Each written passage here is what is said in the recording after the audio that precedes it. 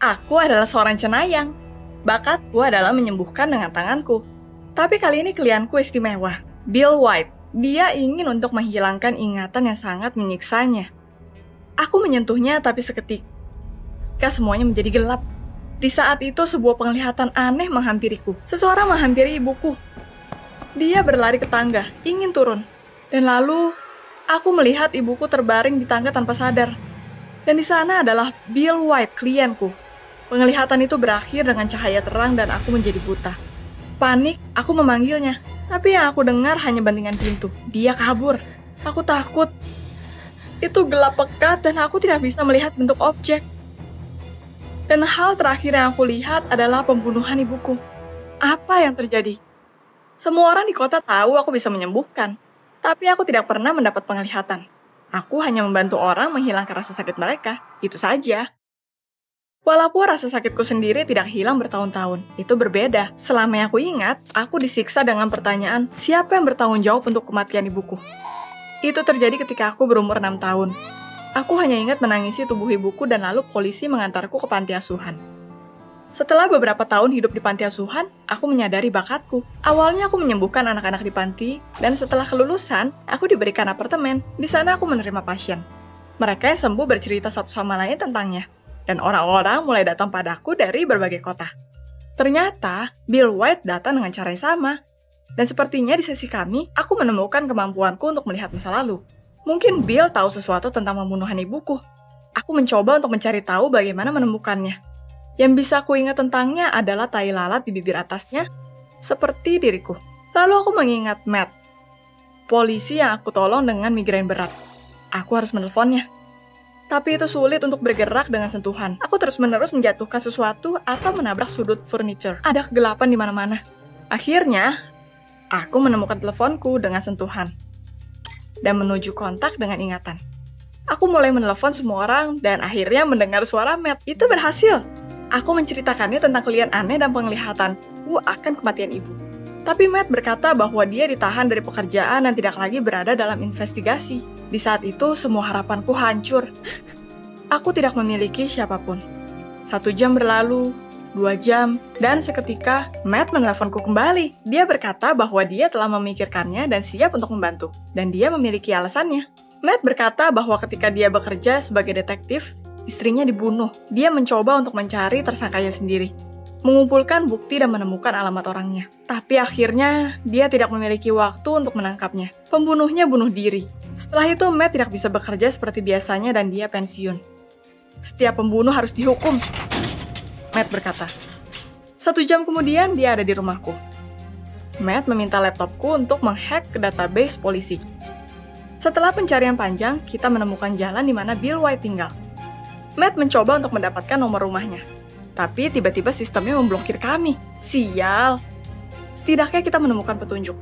Malamnya kita meraih pinggiran kota. Kita harus mencari White di sini. Kita pergi ke semua rumah di jalan itu. Tidak ada yang mengenal Bill. Kita siap untuk kembali. Lalu Matt menyadari sebuah rumah dengan jendela tinggi. Kita mendekat dan pergi ke pekarangan dan seketika aku merasa pusing. Aku meraih pegangan dan penglihatannya menghampiriku lagi. Gambar samar muncul dan aku menyadari bahwa Bill White benar di sini.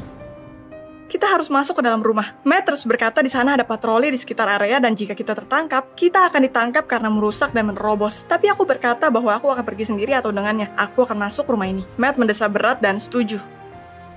Dengan sebuah tabrakan keras, dia merusak beberapa papan di pintu masuk rumahnya. Aku membeku. Apa seseorang mendengar kami? Kita dengan cepat masuk ke dalam. Aku meminta Matt untuk tetap dekat sementara aku membaca energi White. Aku merasakan dinding dan furniture di ruangan dan berharap penglihatan lain akan menghampiriku. Seketika Matt berhenti. Dia berkata bahwa ada sebuah foto di dinding. Di sana ada seorang pria dengan seorang anak perempuan. Dia terlihat sepertimu. Matt terkikik. Dia menurunkan fotonya dari dinding dan aku menyentuhnya. Kilatan lain. Sebuah penglihatan. Seseorang memberikanku mainan dan... Lalu aku mendengar sebuah mobil masuk rumah dengan sirene menyala. Ayo, Matt berbisik padaku dan beberapa detik kemudian di sana ada tabrakan kencang saat polisi menerobos ke dalam rumah. Aku ragu, tapi Matt meraih lenganku. Dan kita lari sekencang mungkin. Aku mendengar polisi mengejar kita. Tapi di saat terakhir, Matt mendorongnya dan kita keluar dari rumah. Aku lelah, tapi Matt berkata kita tidak bisa berhenti. Hanya saat kita cukup jauh, dia menghubungi taksi. Sepanjang jalan aku meremas fotonya di tanganku, tapi penglihatannya tidak muncul. Aku meminta Matt untuk menggambarkan pria di foto. Rahang lebar, sebuah tai lalat dekat bibir, kata Matt. Itu adalah Bill White. Aku ingat dia memiliki tai lalat yang sama sepertiku. Aku meminta Matt membawa foto itu ke kantor polisi dan mencari sesuatu tentang White. Siapa anak perempuan itu? Mungkin dia akan memberikan petunjuk. Matt berkata dia tidak diterima di kantor polisi, tapi dia akan mencoba sesuatu. Matt tidak menjawab teleponnya keesokan harinya, dan baru di akhir sore dia menelepon. Ternyata dia ditahan dan dia ada di kantor polisi. Dia dipenjarakan oleh polisi yang mengejar kami. Matt berkata dia hanya akan dibebaskan dengan jaminan. Sial. Akulah yang menaruhnya di tempat dia biasanya menaruh penjahat. Aku harus menolongnya. Aku meraba jalanku ke loker di mana aku menyimpan tabunganku dan mengambil semua uang. Aku berharap itu akan cukup. Dengan kesusahan, aku keluar dari rumah dan pergi ke suara mobil di jalan. Aku tidak pernah meminta tumpangan secara buta sebelumnya. Akhirnya seorang pria mengasihaniku dan setuju memberikan tumpangan. Ketika Matt dibebaskan, aku berkata padanya bahwa aku tidak bisa lagi meminta bantuannya. Jika dia ditangkap lagi, dia bisa dipenjara. Tapi Matt berkata bahwa kita akan mengatasinya bersama. Dia berjanji dengan kehormatan polisinya, bahwa dia tidak akan mundur. Oh, Matt. Dia juga berkata bahwa sementara dia di kantor polisi, dia menemukan sesuatu. Pria di foto benarlah Bill White. Matt sedikit ragu. Dia mendesah berat dan berkata bahwa Bill adalah ayahku. Tidak mungkin. Jadi anak perempuan di foto adalah aku. Penolakan berada di dalam diriku. Bagaimana dia bisa meninggalkanku? Aku mulai berpikir bahwa White ada hubungannya dengan kematian ibuku. Kenapa lagi dia kabur setelah ibu dibunuh? Keesokan paginya kita menyetir ke salah satu lingkungan kumuh di mana White mungkin berada. Matt berbicara dengan pengemis, tapi tidak mendapat apapun. Kita hampir pergi. Tapi lalu seorang tak terurus berkata dia mengenal White. Untuk beberapa dolar, dia memberitahu kami bahwa White aneh ini belakangan tinggal di gedung terbengkalai. Dan lalu aku merasa dia benar. White sangat dekat. Aku mengikuti kata hatiku. Matt dan aku turun ke ruang bawah tanah sebuah rumah dan perasaan bertumbuh kuat. White ada di sana. Aku memanggil namanya dan langsung mendengar langkah kaki. White memutuskan untuk kabur lagi. Polisi, jangan bergerak! Matt berteriak dan lari menghampiri Bill. Matt dengan cepat mengejarnya. Aku mendengarnya mendorong Bill ke lantai dan lalu suara borgol. Bill bernapas berat dan tidak lagi melawan. Lalu Matt mulai interogasinya. White mengakui bahwa selama hidupnya dia disiksa dengan perbuatannya pada istrinya. Dia berharap bahwa cenayang bisa menolongnya mengobati luka hati. Tapi aku merasa buruk, dan dia takut. Kita bertengkar. Aku mendorong istriku dan dia jatuh menuruni tangga, kata White sedih. Aku masih membenci diriku karena kabur. Meninggalkan anakku. Aku berusaha mencarinya tapi tidak berhasil. Aku ingin tahu bagaimana keadaannya, kata White. Aku bergetar dan tidak bisa bicara. Tapi akhirnya aku memutuskan, Bill, aku adalah anak perempuan yang kamu tinggalkan. Aku anakmu. Di sana ada keheningan tegang. Sesaat kemudian, Bill menangis dan memohon pengampunanku. Air mata menuruni pipiku juga. Dan aku menyadari bahwa aku tidak menaruh dendam pada Bill. Dan seketika, aku mendapat penglihatanku kembali. Tidak bisa dipercaya, melihat dunia lagi adalah sebuah keajaiban. Dan aku menyadari bahwa sesegera aku memaafkan ayahku, penyakitku hilang. Itu seperti diberikan kesempatan kedua untuk memperbaiki keadaan. Aku tidak tahu selanjutnya harus berbuat apa. Matt menungguku untuk menghubungi polisi ketika ayahku sebenarnya membunuh ibuku. Tapi aku tidak bergegas mengeluarkan teleponku. Seumur hidupku, aku ingin menghukum pembunuhnya. Tapi apa aku menginginkannya sekarang? Hai, aku Clara. Umurku 16 tahun. Awalnya, aku cuma remaja biasa, hingga semuanya berubah baru-baru ini. Pernah nggak mimpi punya kekuatan super seperti para pahlawan di buku komik? Bayangkan, kamu bisa seperti mereka dan hidupmu menjadi lebih sulit. Tonton sampai habis ya, nanti kamu akan tahu bagaimana aku bisa punya daya lihat X-ray. Baru-baru ini, orang tuaku pindah rumah dan jadinya aku harus pindah sekolah juga.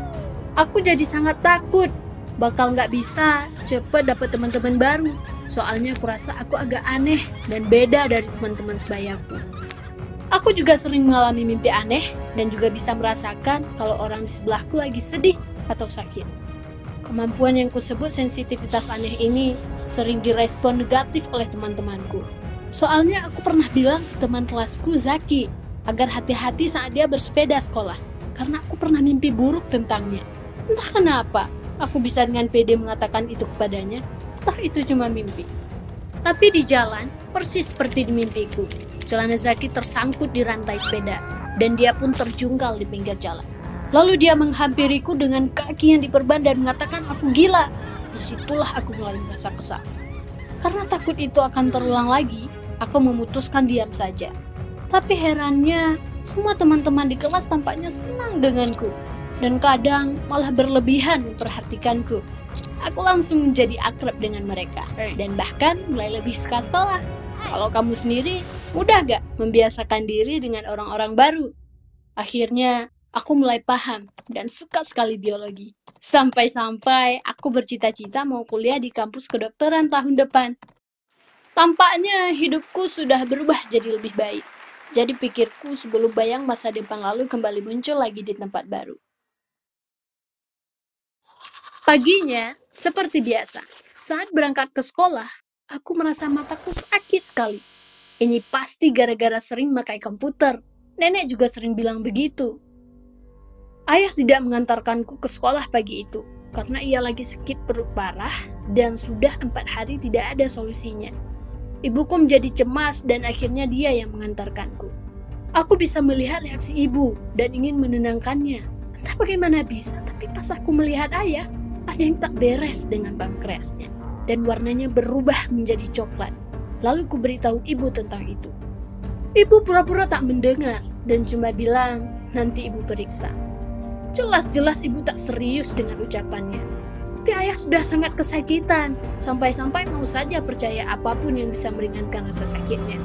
Dan ia pun diperiksa. Ayah didiagnosis menderita pankreatitis dan perlu segera dioperasi. Kata dokter, untung penyakitnya cepat diketahui. Di rumah sakit, ayah berterima kasih padaku dan bilang kalau aku berbakat jadi dokter. Dan aku tak tahu menyebutnya dengan apa. Aku cuma melihat isi tubuhnya. Lalu, aku pun bisa melihat tubuh orang lain. Teman sekelasku, Yuri, menderita buruk di punggungnya. Guru matematika kami terkena gagal jantung. Awalnya seru sih bisa melihat organ tubuh orang lain, cara bergeraknya, dan ketidakmiripan satu yang dengan yang lain. Tapi kemudian itu malah membuat aku jadi takut. Karena aku bisa melihat, tapi tak bisa memberitahu. Sementara orang itu pun semakin menderita. Gimana mau bilang coba? Dan harus mengatakan apa? Masa aku bilang maaf, aku punya daya lihat X-ray dan jantungmu mesti diperiksa karena ada katup yang tersumbat di bilik kanan. Kalau aku sendiri yang jadi objek sasarannya, minimal aku pasti akan ketawain orang yang aku beritahu atau mending dianterin ke RSC sekalian. 3 bulan pun berlalu dengan keadaan yang sama. Sampai akhirnya aku sudah tidak tahan. Ku beritahu ibu kalau aku bisa melihat organ tubuh orang-orang di sekitarku. Ibuku selalu paham kondisiku. Dan kali ini aku yakin dia juga bisa cari jalan keluarnya.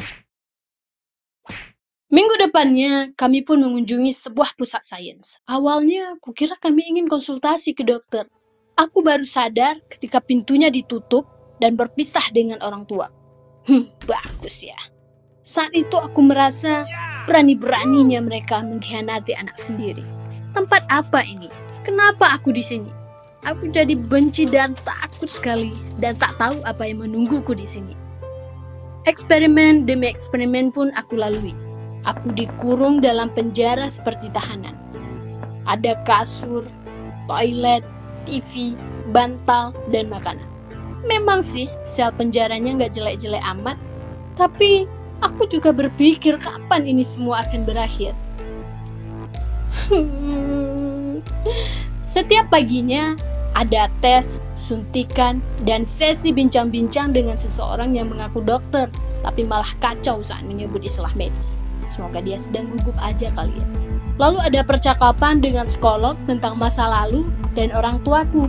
Jadi males membicarakan itu semua. Kamu yang pernah dimarahin orang tua pasti bakal ngerti deh. Akhir dari rangkaian eksperimen tolol ini pun begitu kejam. Ketika aku menolak untuk meminum obat, aku pun dipukuli di bahu. Lalu aku turuti dan sadar bahwa aku harus kabur dari sini. Tinggal di sini terasa sangat berat.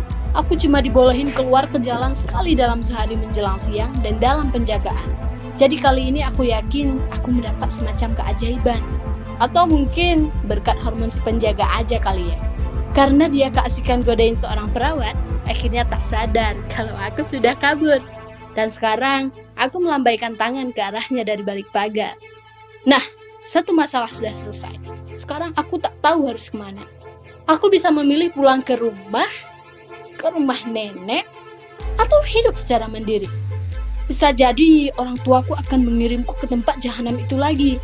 Atau aku bisa memilih jadi gelandangan. Tapi opsi ini juga bukan pilihan yang tepat.